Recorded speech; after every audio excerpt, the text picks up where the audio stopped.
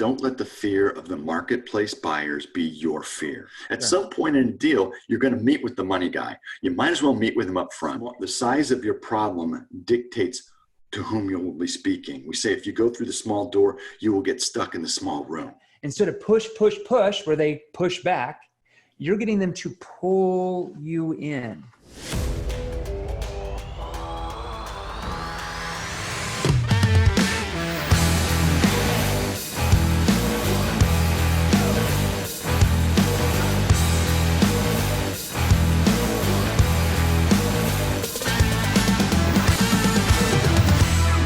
All right, so whatever you're doing right now, I want you to stop, pay attention. So if you're about to pick up the phone to call a prospect, if you're driving down the road to a sales appointment, maybe you're walking into a boardroom to finalize an agreement. Heck, right now, maybe you're doing that on Zoom right now with what's going on in today's world.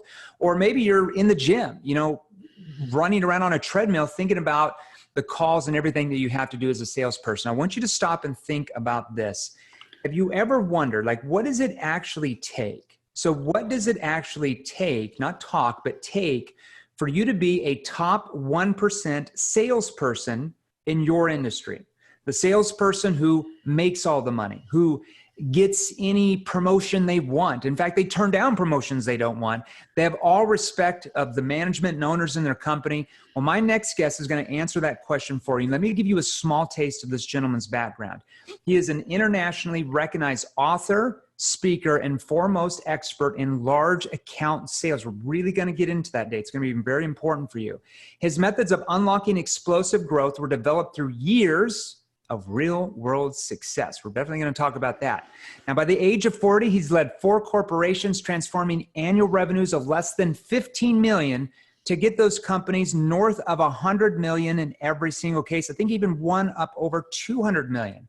And since then, he founded Hunt Big Sales, a fast-growing consulting and thought leadership organization. With his guidance, Hunt Big Sales, I love that name, those clients have landed more than 5 billion, that's with a B, in new sales with 190 of the Fortune 500 companies, including 3M, Disney, Chase, International Paper, AT&T, Apple, and hundreds more. He is the author of RFPs Suck, How to Master the RFP System Once and for All to Win Big Business, and co-author of Whale Hunting, How to Land Big Sales and Transform Your Company. We're going to take a deep dive into that.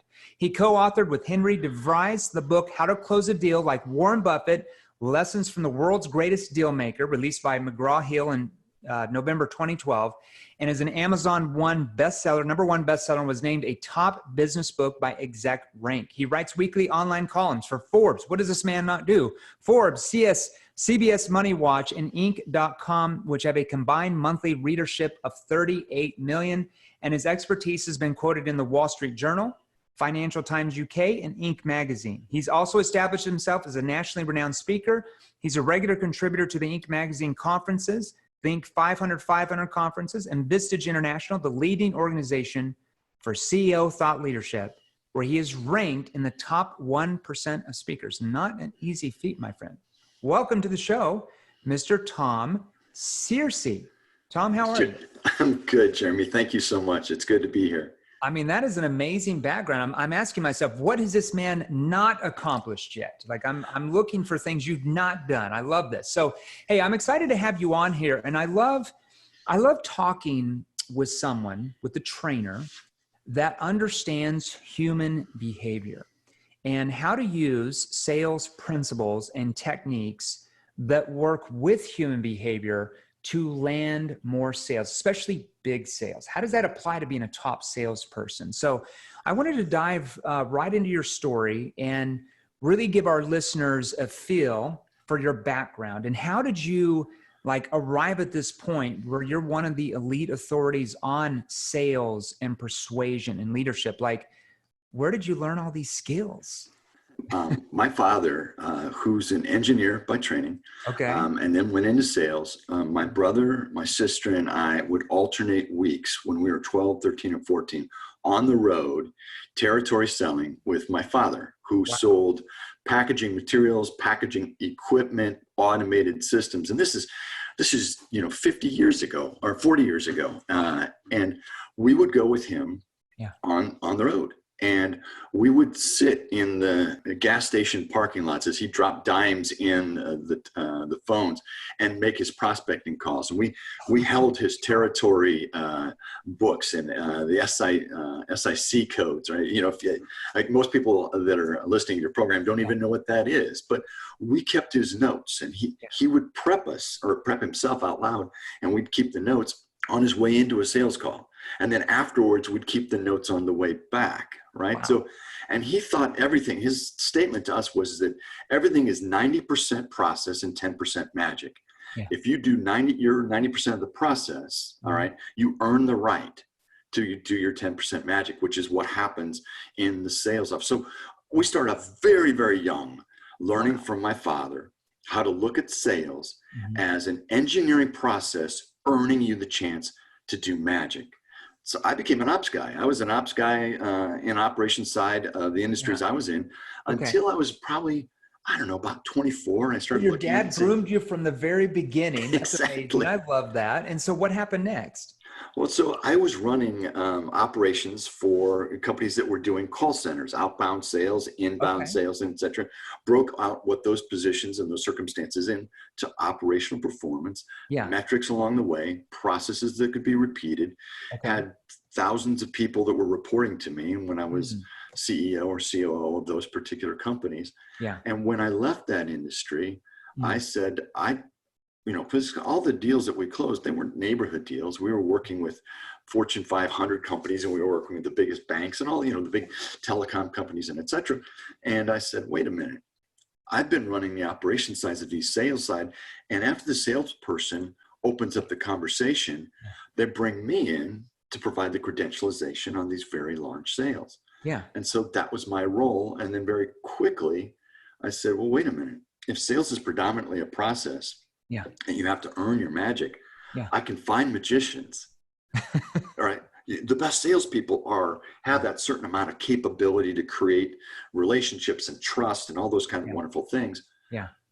What if we went ahead and supported all of that with an operational approach? And that's what happened is as I became CEOs in the different roles. So you made the sales process like systemized, almost like a factory or something, just very systematic, the process. That's right. Have to have great salespeople, because otherwise you can't open it up.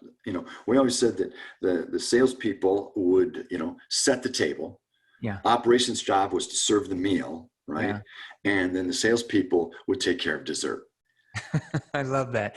Now, hey, tell me this. I was on your website earlier today, and I was really intrigued by this new book that you have, How to Sell in Place, Closing Deals in the New Normal. Now, we obviously know what's going on right now with the pandemic, COVID, all that stuff. I don't want to assume why you wrote this book. I'm going to guess, but I want to ask you, who did you write this book for and why? Okay, we wrote it for almost all people who sell and are used to selling out in the field. They're used to either on territorial sales or market vertical sales or any of those mechanisms where they built trust, relationships, understood what the needs of customers were in a face-to-face environment. And we truly, we started the program off with webinars because we saw all of these musicians out of New York and other places who would just put this stuff together for free and offer it to people for free. And we said, what can we do for the marketplace? So we put together this book, and we started on March 9th. It was, out in the marketplace in about 70 days. And so our goal was just to help people to understand. So when the title of the book was Sell in Place, because everybody was supposed to shelter in place. So when we wrote the book, it was clever.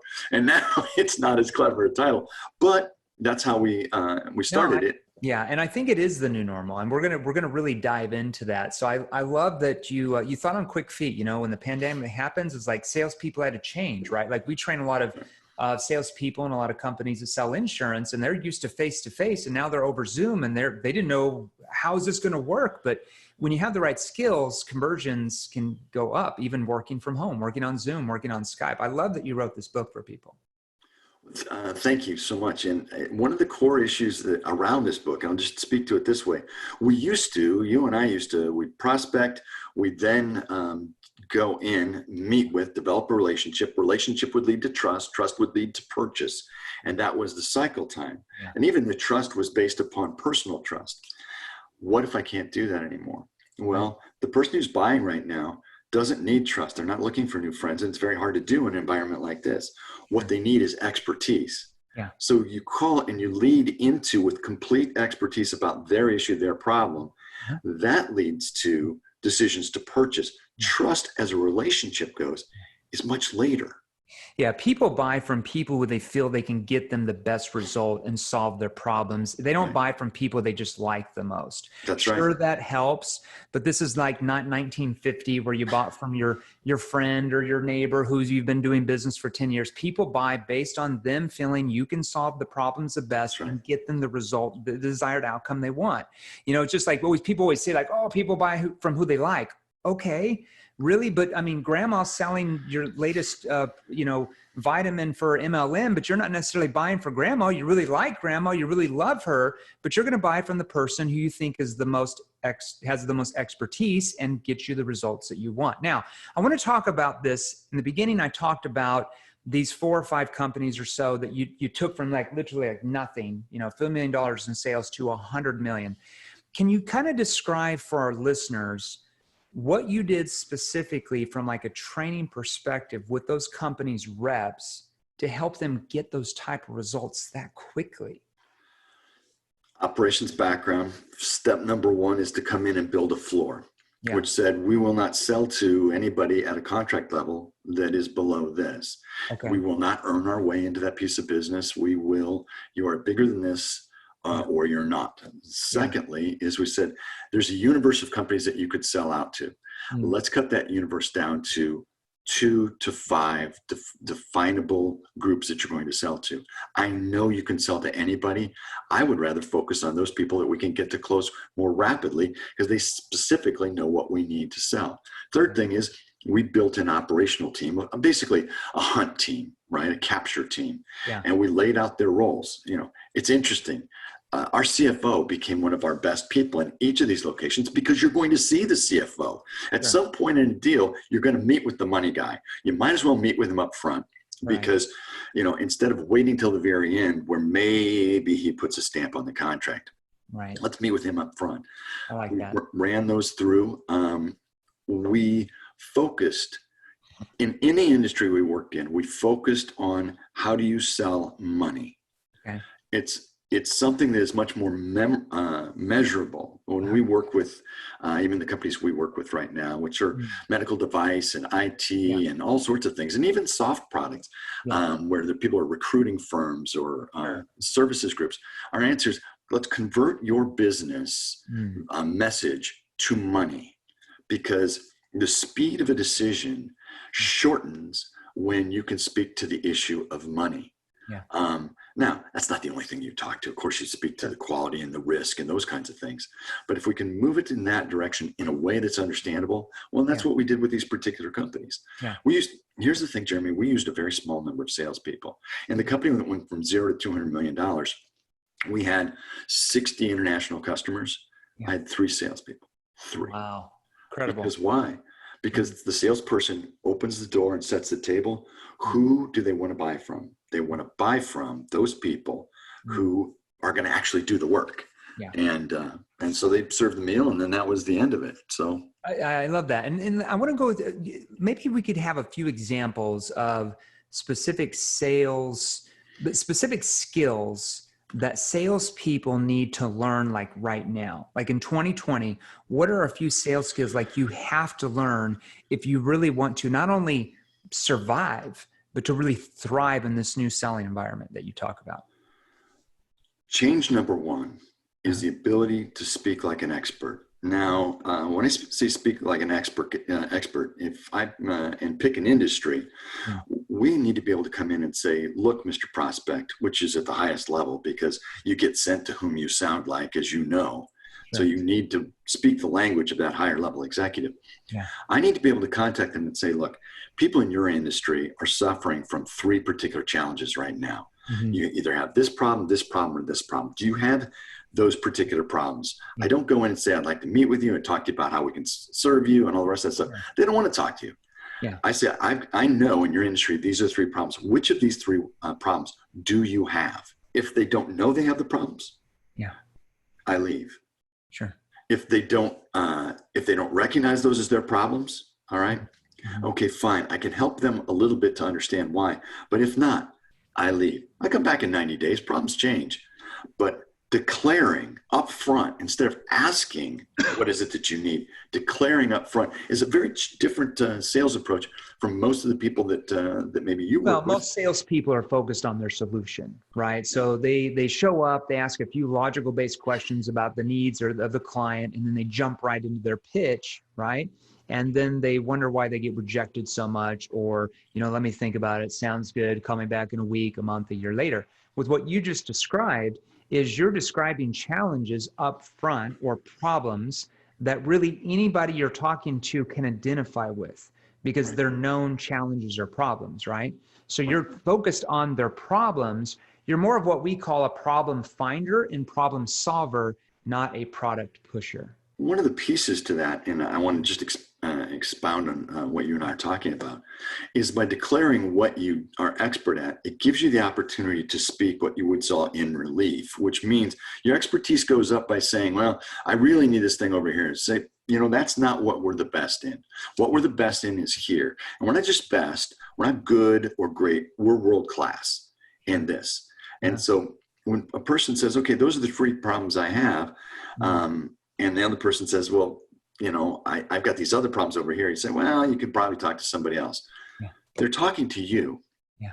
They start to, and it's an odd thing, they start to fit their problem into your expertise. Yeah, because they view you as the trusted authority, the expert, rather than how they view most salespeople as just another salesperson trying to stuff their solution down their throat. So you're right. They start to try to fit their problems into what you do because they trust you, because you come across as an expert for sure. Absolutely. Yeah, I love that. Yeah. The second issue so you define it in that way, and then you say, look, this is how relationships work when we work with companies like yours. And you said, this is the first step, second step, the third step, and the fourth step. You lay out the buying process for them. Yeah. And because you say, because we're an expert, I'm going to need to do a diagnostic with you real quickly. So I'll need to speak to your finance guy, your operations guy, and your IT guy. I'm just making those particular positions up. I'll ask in less than 15 minutes, I'll ask 3 to 5 questions. That'll come back with a short report card that will say, yes, we do have the right identified problem and we can approach ourselves, or no, we're scoring you against a bell curve of what our experience has been. I won't waste your time because I'll be able to tell you whether or not we're the right fit or not. Yeah. So basically you're there to, instead of focusing on making the sale, you're instead focused on whether there's a sale to be made in the first place, right? So you're detached from the outcome of the sale, and your potential customer feels that, so they become open to you and want to engage with you. That's right. And 100%. So the win for them is that they've just qualified. Yeah. Oh, we do have I knew we had the problem. It's always been in my mind that was the problem. Yeah. So they have the problem. You say, okay, good. And so I told you our second step would be to do a diagnostic. The third thing we would do is to bring those people together if they're a part of your decision team. And we're going to present out what that means as far as this equals that. I did the diagnostic. Here's how that plays out. And what we need to understand, and this is where we've changed things up, Jeremy, inside of this pandemic, is everything has to be a decision they have to make in the next 60 to 90 days, even implementation in 60 to 90 days. Yeah. No one has a 1-year business plan, 3-year business plan. Their eyeballs are on now. Yeah. So if we can't talk to them about now, even if the decision rolls out over the course of the next year, immediate results are what's critical. Yeah. And we tell them to that as far as when we lay out, this is the presentation. We'll tell you what the results are you can expect. And it's strange because it applies. My dad sold, packaging material. We're talking about film, pressure sensitive labels, and then the equipment and et cetera on that. His ability to say and turn that into a must-have. Urgency. Yeah. Well, there's certain urgency. questions you ask in the sales process that with a human being trigger urgency in their own mind, where it's their idea that they have to solve the problem now, not you telling them they should solve the problem now, which obviously is 10 times more persuasive. We're going to jump into that a little bit too. Tell us some challenges that you're seeing in the marketplace for salespeople under the current conditions. They talk about fight or flight, and sometimes we leave out the idea of freeze. If you want to know what that looks like, look at a bunny who stops into the middle of something. They look at you, you're coming right down, and they just stop. That's what we're seeing salespeople do right now. Okay. Is they're stopping. They're waiting because they don't necessarily know what they're supposed to do. Instead of reaching out. Why? There's so much sales literature, so much sales training, so many books. Why are they hesitating? What's causing that? Much of the books and the training and those items are out there to do two things. One of them is to have better tendencies on how to prospect, right? Or how to do referrals. And the second thing is how to handle the first in-face meeting. Right.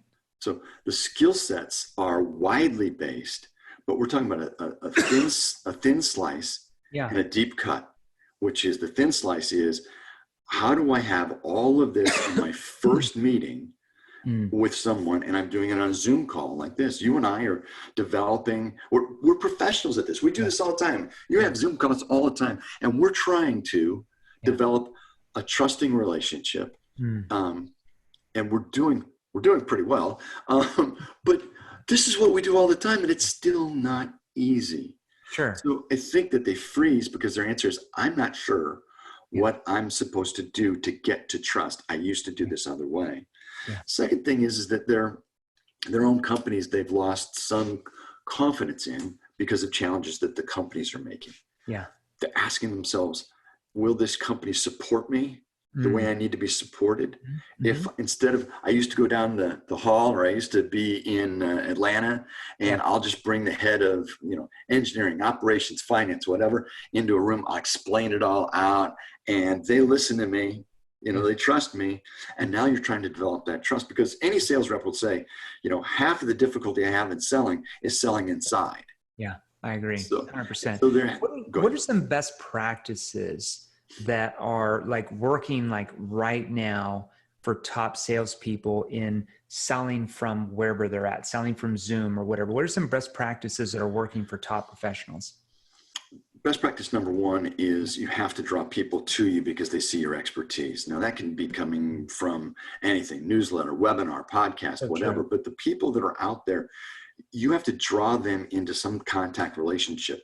Establish your own channel on LinkedIn. And I know people are saying, well, that marketplace is flooded. No, it's not flooded as long as you make your slice thin and deep. Well, and it's how you approach people that's flooded. Like if you're approaching people like old school ways, it's going to be flooded for sure. But if you come across like you're talking about, and you're more focused on problems that they can identify with rather than your solution up front, people start to become curious to want to engage. We talk about people with cybersecurity. And the conversation is that you have a cybersecurity problem. And our answer is no, you have a Ukrainian backdoor problem. And so how do you want to solve the Ukrainian backdoor problem? Now, their answer is that you're a specialist in the Ukrainian backdoor problem. There's a group of hackers that is a problem out of Russia, and you name them. And we're giving a seminar or a conversation about the Ukrainian backdoor group. Which one are they going to show up at? Cybersecurity? There's 1,000 of those. Yeah, you're commoditized instantly. It's like if they say, well, what do you do for a living? And you sell real estate and you're like, I'm a realtor. Well, you just commoditized yourself because all they can think of like, oh, I've got a friend, John, realtor. My neighbor's a realtor. I've worked with 10 realtors before. Like there's nothing different from you. But like when you're talking about specific cybersecurity issues and like where it's coming from and from who compared to general cybersecurity, 9-day difference. Slice thin, slice deep. So that's one of the things that I would encourage as far as what they're doing right now is Okay. choose an area of Yeah. expertise. Yeah. Not, I know that I'm at risk because I'm going to talk about baseball, but if you go online and you put the Ted Williams in there for images, what you'll see is his image of strike zone. He can hit anything that it's set with, I think 77 baseballs inside of a strike zone. And he knew what his batting average was for every one of those. And he knew what his sweet spot was. And there's about 6 pitches that are his sweet spot. Yeah. That's the issue. How are you defining your sweet spot for the marketplace to say, I don't have a cybersecurity problem? Oh, maybe you have a Ukrainian backdoor. I don't know.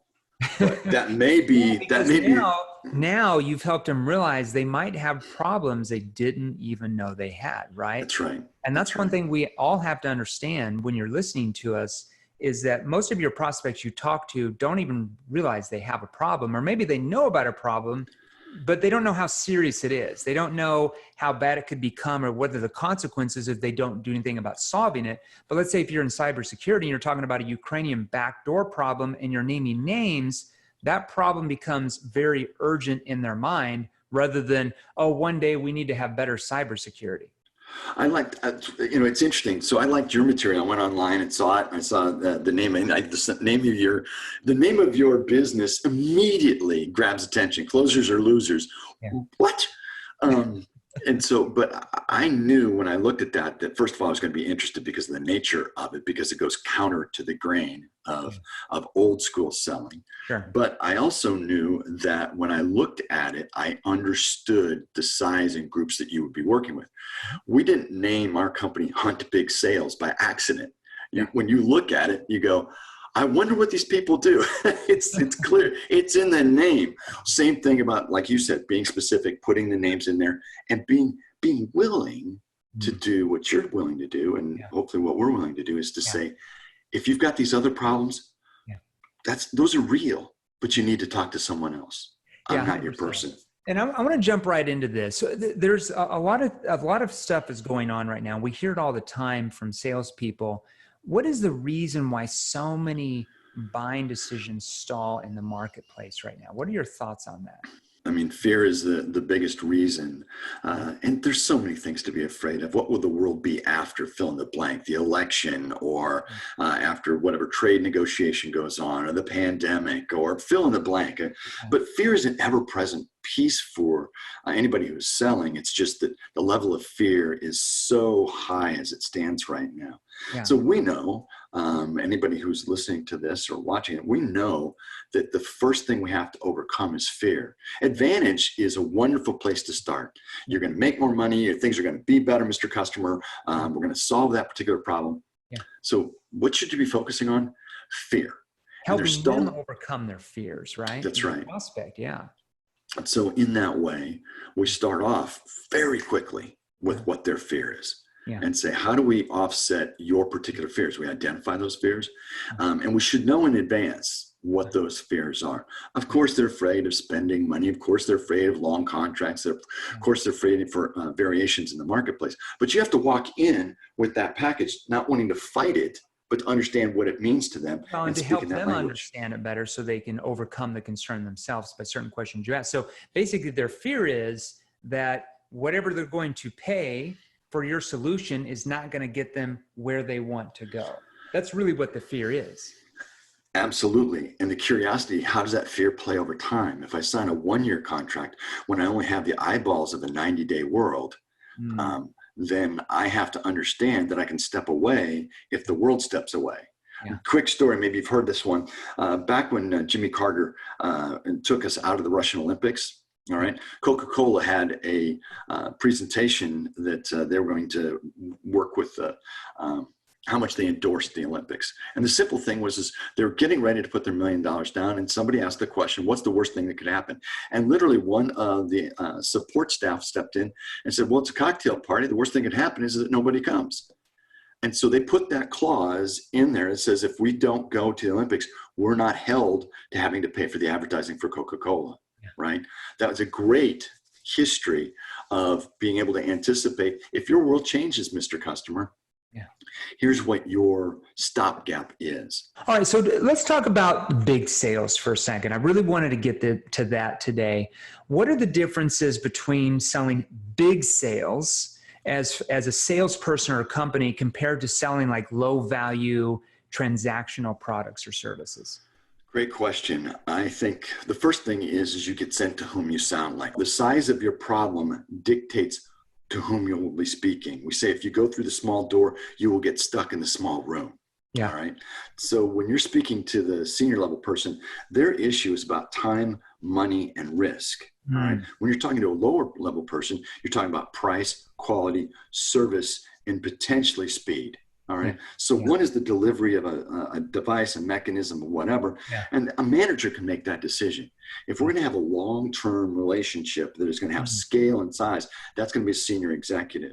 Yeah. So item number one goes into that. You get sent to whom you sound like, and you have to be working with bigger people about bigger problems. And so those are kind of where we start. I'd add the third part is that no one buys alone anymore. Yeah. What do you mean? Well, there was a time where even a CEO would just make a contract decision on his or her own, and then they would say to their organization, please go implement, I have made the big decision. Yeah. They don't do that anymore. Why? Because the world's a complex place. They need to know that that supply chain management will work with that, and anything that they're doing as far as any of their other operational initiatives or technology initiatives or whatever. And so they bring in a team. They do not, and buying processes change selling processes. Selling process did not change buying processes. Yeah. They add more people. You need to add more people because it's a peer-to-peer relationship. So 100%. I'd say those are the three biggest things I'd throw out right at the very beginning. I love that. And let's jump right into here. So what's one of the most important questions that every salesperson, like your thoughts, like all the questions you teach, what's one of the most important questions every salesperson should be asking their prospect? I'm going to throw out one word and you can put it into most of the questions that are out there. And that's the issue of threshold. All right. Go ahead. Okay. So what is the threshold of performance that we need to achieve in order for you to make a change? What is the threshold of challenges that you have experienced that has caused you to choose or look at an outside vendor? Yeah. What is the threshold of price point in your organization that you're willing to trade out for the higher value of that you would receive by working with us? Threshold is a definition point that simply says whether it's a problem, a service, a price, or whatever, that you can insert into those kinds of conversations that are impactful. First of all, they're different. People don't, your competitors don't ask threshold. They're not asking threshold questions. I love that. Yeah. Second thing is that it causes your prospect to think. Once they've established it, you now own it. You own what that number is and how they look at it. You own the problem. Yeah. So, and I love, I want to talk about that for a second. I think that's so important because salespeople, because they haven't learned sales skills that work with human behavior for the most part. I mean, when I read sales books and literature, most of it's just recycled stuff that's 100+ years old that was taught in the 20s to the 50s to the 80s to the 90s. It's repackaged today and it's just the same old stuff. It's basically the AIDA model of selling: attention, interest, desire, action, right? So salespeople, companies are teaching techniques that actually work against human behavior. So those techniques actually trigger sales resistance. So your question about the threshold, when you ask that type of question, it's completely different. So number one, it causes them to think about your question.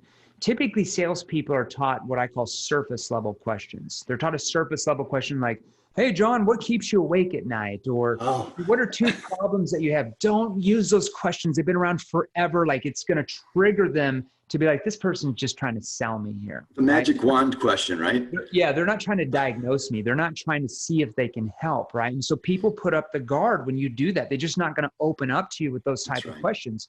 So when you're asking those threshold questions, it causes them to actually think deeply about what you're asking, okay? It causes them to pause and reflect and really engage with you and become curious to what you're offering. It's so important. You know, one of the most important questions in my mind is asking what we call consequence question. You know, so John, what are you going to do if nothing changes though, and you keep having this issue another 3, 6, or even 12 months out, so it's a consequence. Like, what are the possible ramifications if your company doesn't do anything about this though? And it gets them to think like, oh crap, what am I going to do if this doesn't get solved? And that helps build urgency. And I love those threshold questions. I should write those down. Those are awesome. So let's jump into your book real quick. I want to talk about your book. So your book was written at really a pivot point in the world, that we're going through with the COVID-19 stuff. Okay. And you write that the pandemic has really changed the way businesses do business, and that businesses may not be able to return to 100% of what we would consider normal 5 or 6 months ago. Okay. Maybe 7 months ago. Can you explain to our listeners maybe what your thoughts are on this, like the new normal, and what you mean? You talked a little bit about it briefly, but what you mean a little bit more about the 90 days is the new clock. You talked about it briefly. We used to have a 3-year clock, right? We all had 3-year business plans, and consultants, not us, but consultants put out their 3-year plans, and then they put out their 1-year plans, and then they held accountability. Yeah. Because there was a sense that the world would operate similarly for that same period of time. No one knows 90 days from now, and I happen to have a daughter in college. I don't know 9 days from now whether she'll be coming back or not. And I mean that sincerely. She's doing most of her work online at the university. So you can imagine what it's like paying for room and board for a room that she sits in all day long. But it's not just schools. It's I know half a dozen of the companies that we know and we work with have policies that say no one travels, and no one can have anyone travel here until the end of the year or through the end of the first quarter. Yeah. When you look at those kinds of significant changes, what's going to happen is a world in which people believe that they are, after 9 months of doing this, this is how we're going to act. We're not going to bring in our decision makers all the time. We're not going to allow people to come to seminars and more consortiums and whatever meetings and conferences that are out there. And it just goes on and on and on. As that's occurring, all of the ways that we build trust, all the ways that we demonstrate expertise, our tours of people inside of our plants, even if you sell cars, right? You're going online, you're looking at making decisions online, you're buying cars online, they're being delivered, and so where is the part of trust and development and et cetera? It doesn't matter what the product is or the service is. We've just accelerated a world we all thought we might eventually end up in, which is a lower level threshold for relationships. And this just went, and that's why it's the same thing. We train an insurance company now, and we were first meeting them, probably 3 weeks after everything was shut down. This is early April. And they said, well, we're just going to wait it out. We're going to wait another month or two and everything goes back to normal. And I asked them a consequence question. Well, what are you going to do if it doesn't go back to normal? What's going to happen then? And that triggers something like, oh crap, what if it doesn't go back to normal? And they ended up getting trained. And now, of course, it's still not back to normal, but they're actually having results and success, because if they would have stayed in status quo, they might not be around that much longer. That's the consequence. And I love the 90 days for sure. Now let's talk about in chapter 5, you talk about getting the customer to come to you. I love that. Instead of push, where they push back, you're getting them to pull you in. Can you talk about what you mean by that and really the importance of learning that skill? The idea that you are worthy, all right, that you are an expert, that you own an expertise that no one else owns is almost magnetic, because those people who say, I have been waiting for you, I have been looking forward to you, I want to, you have the problem, you solve the problem I uniquely have. That's going to draw someone to you. And so in any way that you reach out, you have to have the courage to say, we are the absolute very, very best at, and even if you're in a commodity world, let's just say that you sell, huge truck loads of wheat, right? Sure, right, yeah. So you're selling wheat or cement or whatever. There has to be something inside of that that you can slice thin and deep, that you say, look, if in your wheat issues, right, you need to be able to do less than truckload, or you need to be able to have it packaged in a certain way, or because wheat has federal FDA requirements to it, but there's something else in there. And so you're saying, look, if this is the problem that you have, we're the best there is. Pushing that forward is something that we are not used to, because we were all trained. Remember the Learning Center from Xerox that then IBM picked up and then became the generational sales tools that everybody's been following up on since then? I mean, you and I know that that's the underbelly of all of this. And it was the idea of the collaborative sale. Yeah. Great on collaborative sale if I had buyers who wanted to collaborate. Most of your buyers don't. They right? don't. They just want a solution to a problem, and they expect you, if you're an expert, to know what their problem is. If you have to ask me what my problem is, you're not an expert. Yeah. I totally love that. And I want to ask you about this, one of the last questions, and I'm going to ask you how our listeners can get more involved with what you do, learning these big sales. What do you believe the next 5 years will look like in the world of selling? Well, U.S. Department of Labor statistics says that the overall sales world will compress by 23%. There will be less salespeople out in the marketplace, but that's not going to be your world, and it's not going to be my world. And that's the reason is why it's going to compress is it's those people only handle transactions, and they only provide on-site education. All right. And it's all just relationship based. That part of the marketplace is going to compress 22%. All right. 10% of the market of that particular group is actually going to increase of salespeople and sales professionals. And it's those people that handle large buys that are complex in nature. Yeah. So if you go large and you go to deal with complexity, which is where expertise is needed, sales professionals are actually going to increase in jobs. So that's the next 5 years. You can't replace any of that with AI for sure, because it's all buying decisions are based on emotion, not logic. Especially when it's a high ticket item. If it's a $2 flashlight, that's completely different than if it's a $200,000 cybersecurity contract, or $150,000 order for knee braces if you sell medical device sales, whatever it is. All right, so I love this. Thanks for being on here today. Do you have any final thoughts or advice for our listeners? Yeah, I would say this much, and that is don't let the fear of the marketplace buyers be your fear.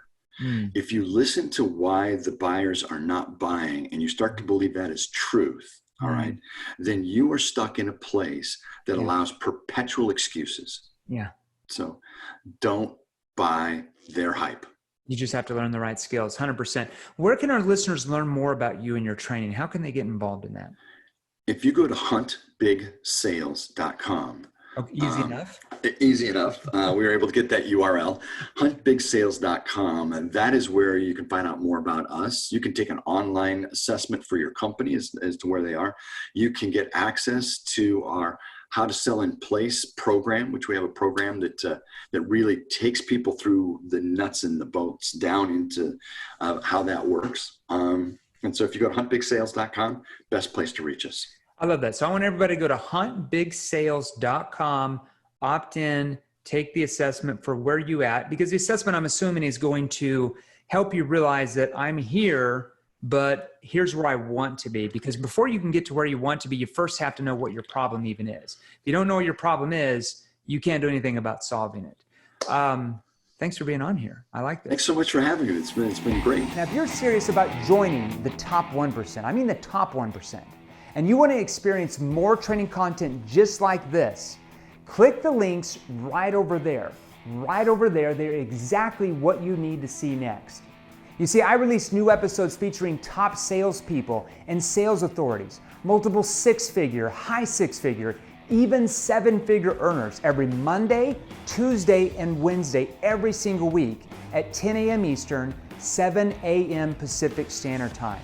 And if you're new here, do yourself a favor and smash that subscribe button right below, and join our new Facebook group, Sales Revolution. You see, it's free, and there's a link in the description below just for you. We put it there for you. Finally, I make posts on Facebook and Instagram each and every day with more tips and training, so be sure and follow me and turn on your notifications. So make a comment in the first 7 minutes to any of my latest posts, share this episode, and there's a very real chance that you're gonna win some killer prizes. And here's the thing, don't sit on the sidelines. Don't be like everyone else. Get into the game. Join the sales revolution. Stay active, get involved, learn the right skills, and we will show you how to take your life and income to a level that most only dream about. Stay safe. Talk to you soon.